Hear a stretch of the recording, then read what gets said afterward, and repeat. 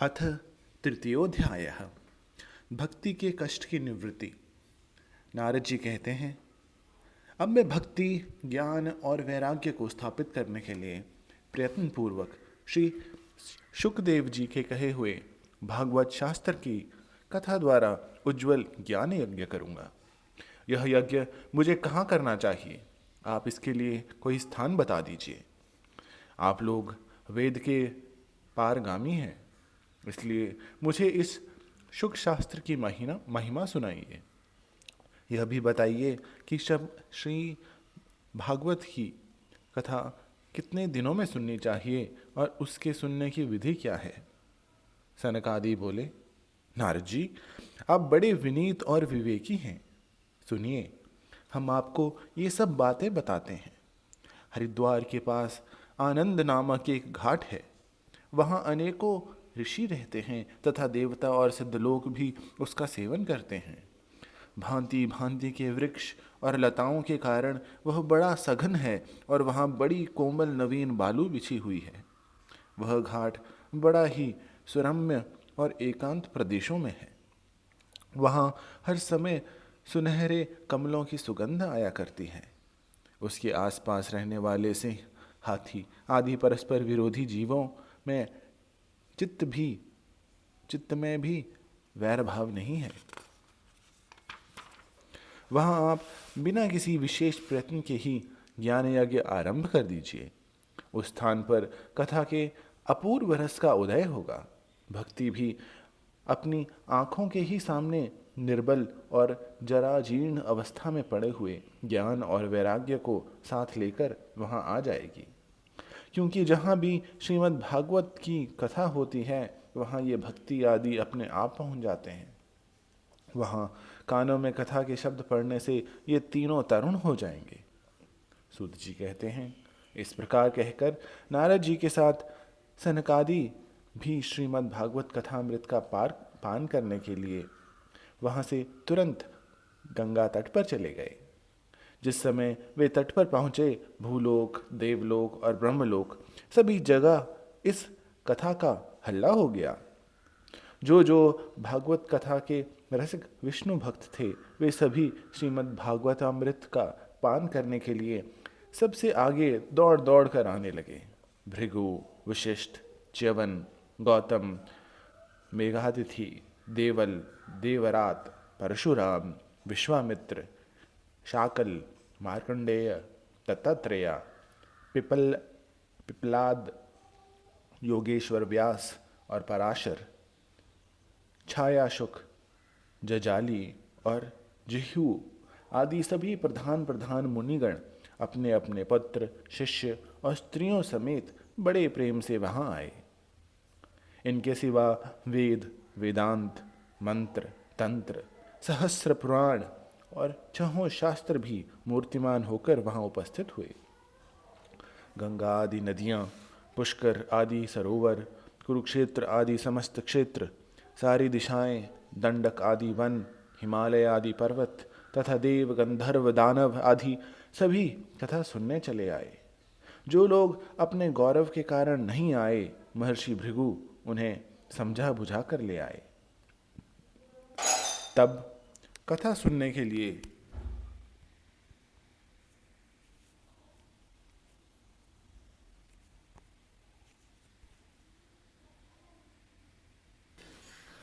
दीक्षित होकर श्री कृष्ण पारायण सनकादि नारद जी के दिए हुए श्रेष्ठ आसन पर विराजमान हुए। उस समय सभी श्रोताओं ने उनकी वंदना की। श्रोताओं में वैष्णव, विरक्त, सन्यासी और ब्रह्मचारी लोग आगे बैठे और उन सबके आगे नारद जी विराजमान हुए। एक ओर ऋषिगण, एक ओर देवता और एक ओर वेद और उपनिषद आदि तथा एक ओर तीर्थ बैठे और दूसरी ओर स्त्रियां बैठी। उस समय सब ओर जय जयकार, नमस्कार और शंखों का शब्द होने लगा और अबील, गुलाल, खील एवं फूलों की खूब वर्षा होने लगी। कोई कोई देवश्रेष्ठ तो विमानों पर चढ़कर वहाँ बैठे हुए सब लोगों पर कल्प वृक्ष की पुष्पों की वर्षा करने लगे। सूत जी कहते हैं, इस प्रकार पूजा समाप्त होने पर जब सब लोग एकाग्रचित हो गए, तब सनकादि ऋषि महात्मा नारद को श्रीमद् भागवत का महात्म्य स्पष्ट करने को सुनने लगे। सनकादि ने कहा, अब हम आपको इस भागवत शास्त्र की महिमा सुनाते हैं। इसके श्रवण मात्र से मुक्ति हाथ लग जाती है। श्रीमद् भागवत की कथा का सदा सर्वदा सेवन आस्वादन करना चाहिए। इसके श्रवण मात्र से श्री हरि हृदय में विराजते हैं। इस ग्रंथ में 18,000 श्लोक और 12 स्कंध हैं तथा श्री शुकदेव और राजा परीक्षित का संवाद है। आप यह भागवत शास्त्र ध्यान देकर सुनिए। यह जीव अभी तक अज्ञानवश इस संसार चक्र में भटकता है, जब तक क्षण भर के लिए भी कानों में इस शुक शास्त्र की ही कथा नहीं पड़ती। बहुत से शास्त्र और पुराण सुनने से क्या लाभ है? इससे तो व्यर्थ का भ्रम बढ़ता है। मुक्ति देने के लिए तो एकमात्र भागवत शास्त्र ही गरज रहा है। जिस घर में नित्य प्रति श्रीमद् भागवत की कथा होती है वह तीर्थ रूप हो जाता है, और जो लोग उसमें रहते हैं उसके सारे पाप नष्ट हो जाते हैं। हजारों अश्वमेध और सैकड़ों वाजपेय यज्ञ इस शुक शास्त्र की कथा का 16वां अंश भी नहीं हो सकते। तपोधनों, जब तक लोग अच्छी तरह श्रीमद् भागवत का श्रवण नहीं करते तभी तक उनके शरीर में पाप निवास करते हैं। फल की दृष्टि से इस शुक शास्त्र की समता गंगा, गया, काशी, पुष्कर या प्रयाग कोई तीर्थ भी नहीं कर सकता। यदि आपको परम गति की इच्छा है तो अपने मुख से ही श्रीमद् भागवत की आधे अथवा चौथाई श्लोक का भी नित्य नियम पूर्वक पाठ कीजिए। ओंकार, गायत्री, पुरुष सूक्त, तीनों वेद, श्रीमद् भागवत, ओम नमो भगवते वासुदेवाय, यह 12 मंत्र 12 मूर्तियों वाले सूर्य भगवान, प्रयाग, संवत्सर रूप काल, ब्राह्मण, अग्निहोत्र, गौ, 12 तिथि, तुलसी, वसंत ऋतु और भगवान पुरुषोत्तम, इन सब में बुद्धिमान लोग वस्तुतः कोई अंतर नहीं मानते। जो पुरुष अहर्निश अर्थ सहित श्रीमद् भागवत शास्त्र का पाठ करता है उसके करोड़ों जन्मों का पाप नष्ट हो जाता है, इसमें तनिक भी संदेह नहीं है। जो पुरुष नित्य प्रति भागवत का आधा या चौथाई श्लोक भी पढ़ता है उसे राजसूय और अश्वमेधो यज्ञों का फल मिलता है। नित्य भागवत का पाठ करना, भगवान का चिंतन करना, तुलसी को सींचना और गौ की सेवा करना, ये चारों समान है।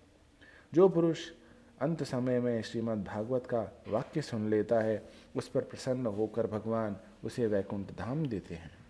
जो पुरुष इसे सोने के सिंहासन पर रखकर विष्णु भक्त को दान करता है वह अवश्य ही भगवान का सायुज्य प्राप्त करता है। जिस दुष्ट ने अपनी सारी आयु में चित्त को एकाग्र करके श्रीमद् भागवत का थोड़ा सा भी रस स्वादन नहीं किया उसने तो अपना सारा जन्म चांडाल और गधे के समान व्यर्थ ही गंवा दिया। वह तो अपनी माता को प्रसव पीड़ा पहुंचाने के लिए ही उत्पन्न हुआ। जिसने इस शुक शास्त्र के थोड़े से भी वचन नहीं सुने वह पापात्मा तो जीता हुआ ही मुर्दे के समान है। पृथ्वी के भार स्वरूप उस पशुतुल्य मनुष्य को धिक्कार है। यूं स्वर्ग लोक में देवताओं में प्रधान इंद्रादि कहा करते हैं। संसार में श्रीमद् भागवत कथा की कथा का मिलना अवश्य ही कठिन है। जब करोड़ों जन्मों का पुण्य उदय होता है तभी इसकी प्राप्ति होती है। नारद जी, आप बड़े ही बुद्धिमान और योग निधि हैं। आप प्रयत्न पूर्वक कथा का श्रवण कीजिए। इसे सुनने के लिए दिनों का कोई नियम नहीं है, इसे तो सर्वदा ही सुनना अच्छा है।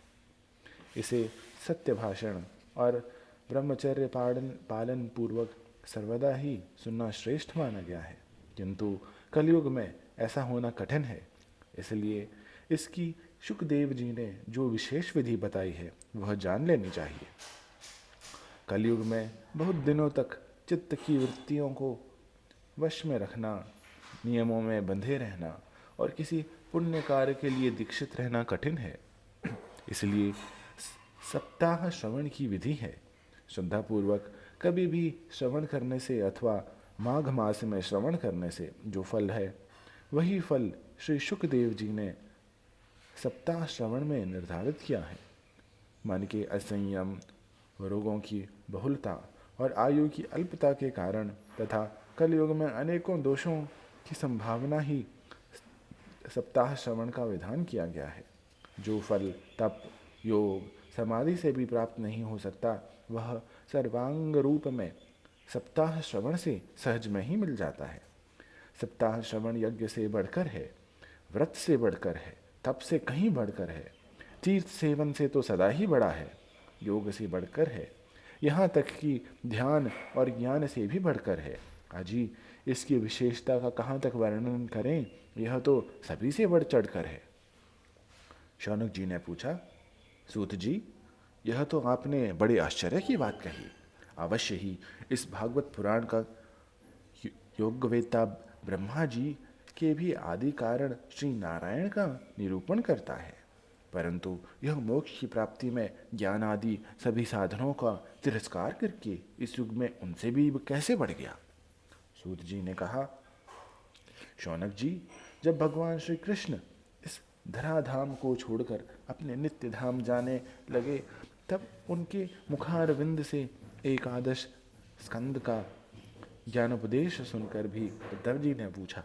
उद्धव जी बोले, गोविंद अब आप तो अपने भक्तों का कार्य करके परम धाम को बधारना चाहते हैं, किंतु मेरे मन में एक बड़ी चिंता है, उसे सुनकर आप मुझे शांत कीजिए। अब घोर कलिकाल आया ही समझिए, इसलिए संसार में फिर अनेकों दुष्ट प्रकट हो जाएंगे। उनके संसर्ग में जब अनेकों सत्पुरुष भी उग्र प्रकृति के हो जाएंगे तब उनके भार से दबकर यह गोरूपिणी पृथ्वी किसकी शरण में जाएगी। कमल नयन, मुझे तो आपको छोड़कर इनकी रक्षा करने वाला कोई दूसरा दिखाई नहीं देता, इसलिए भक्त वत्सल आप साधुओं पर कृपा करके यहाँ से मत जाइए। भगवान आपने निराकार और चिंत मात्र होकर भी भक्तों के लिए ही तो यह सगुण रूप धारण किया है, फिर भला आपका वियोग होने पर वे भक्तजन पृथ्वी पर कैसे रह सकेंगे।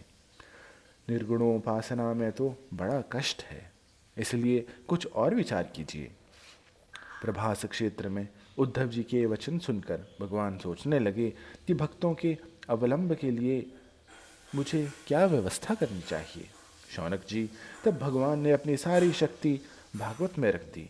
वे अंतर्धान होकर इस भागवत समुद्र में प्रवेश कर गए, इसलिए यह भगवान की साक्षात शब्दमयी मूर्ति है। इसके सेवन, श्रवण, पाठ अथवा दर्शन से ही मनुष्य के सारे पाप नष्ट हो जाते हैं। इसी से इसका सप्ताह श्रवण सबसे बढ़कर माना गया है और कलयुग में तो अन्य सब साधनों को छोड़कर यही प्रधान धर्म बताया गया है। कलिकाल में यही ऐसा धर्म है जो दुख, दरिद्रता, दुर्भाग्य और पापों की सफाई कर देता है तथा काम, क्रोध आदि शत्रुओं पर विजय दिलाता है। अन्यथा भगवान की इस माया से पीछा छुड़ाना देवताओं के लिए भी कठिन है। मनुष्य तो इसे छोड़ ही कैसे सकते हैं। अतः इससे छूटने के लिए भी सप्ताह श्रवण का विधान किया गया है। सूत जी कहते हैं, शौनक जी जिस समय सनकादि मुनीश्वर इस प्रकार सप्ताह श्रवण की महिमा बखान कर रहे थे, उस सभा में एक बड़ा आश्चर्य हुआ। उसे मैं तुम्हें बतलाता हूँ, सुनो। वहाँ तरुणावस्था को प्राप्त हुए अपने दोनों पुत्रों को साथ लिए विशुद्ध प्रेम रूपा भक्ति बार बार श्री कृष्ण गोविंद हरे मुरारे हे नाथ नारायण वासुदेवा आदि भगवान नामों का उच्चारण करती हुई अकस्मात प्रकट हो गई। सभी सदस्यों ने देखा कि परम सुंदरी भक्ति रानी भागवत के अर्थों का आभूषण पहने वहाँ पधारी। मुनियों ने उस सभा में सभी तक यह तर्क वितर्क करने लगे कि ये यहाँ कैसे आई, कैसे प्रविष्ट हुई। तब सनकादि ने कहा, ये भक्ति देवी अभी अभी कथा के अर्थ से निकली है। उनके ये वचन सुनकर भक्ति ने अपने पुत्रों समेत अत्यंत विनम्र होकर सनत कुमार जी से कहा, भक्ति बोली, मैं कलयुग में नष्ट प्राय हो गई थी। आपने कथामृत से सींचकर मुझे फिर पुष्ट कर दिया। अब आप यह बताइए कि मैं कहाँ रहूं? यह सुनकर सनकादि ने उससे कहा, तुम भक्तों के भगवान का स्वरूप प्रदान करने वाली, अनन्य प्रेम का संपादन करने वाली और संसार रोग को निर्मूल करने वाली हो। अतः तुम धैर्य धारण करके नित्य निरंतर विष्णु भक्तों के हृदयों में ही निवास करो। ये कलयुग के दोष भले ही सारे संसार पर अपना प्रभाव डालें, किंतु वहाँ तुम पर इनकी दृष्टि भी नहीं पड़ सकती। इस प्रकार उनकी आज्ञा पाते ही भक्ति तुरंत भगवत भक्तों के हृदयों में जा विराजी। जिनके हृदय में एकमात्र श्री हरि की भक्ति निवास करती है, वे त्रिलोकी में अत्यंत निर्धन होने पर भी परम धन्य हैं, क्योंकि इस भक्ति की डोरी से बंधकर तो साक्षात भगवान भी अपना परम धाम छोड़कर उनके हृदय में आकर बस जाते हैं। भूलोक में यह भागवत साक्षात पर ब्रह्म विग्रह है। हम इसकी महिमा कहाँ तक वर्णन करें। इसका आश्रय लेकर इसे सुनने और सुनाने वाले दोनों ही भगवान श्री कृष्ण की समता प्राप्त हो जाती है। अतः इसे छोड़कर अन्य धर्मों से क्या प्रयोजन है। इति श्रीमद् श्री पद्म पुराणे उत्तरखंडे श्री भागवत महात्म्ये भक्ति कष्ट निवर्तनम नाम तृतीयोऽध्यायः।